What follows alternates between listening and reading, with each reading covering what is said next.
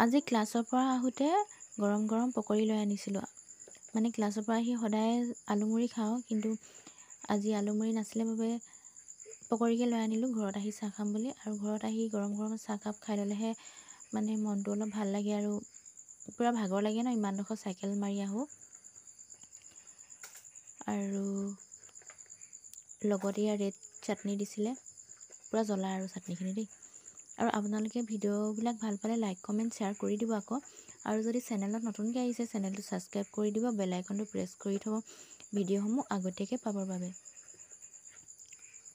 আৰু এতিয়া মই খাই লৈছোঁ চাহকাপ।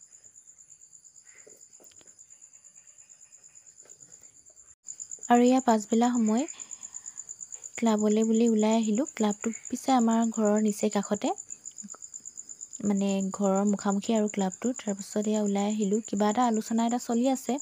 সেই আলোচনাটো কি হয় আপোনালোকক ক'ম। আৰু ইমানো ডাঙৰ হেৰি নহয়, কিন্তু আমাৰ মতে আৰু কিবা এটা কৰিব বিচাৰিছোঁ আমি, তাকে বোলো আলোচনা এটা চলি আছে। আৰু নেক্সট ভিডিঅ'ত জনাম আপোনালোকক।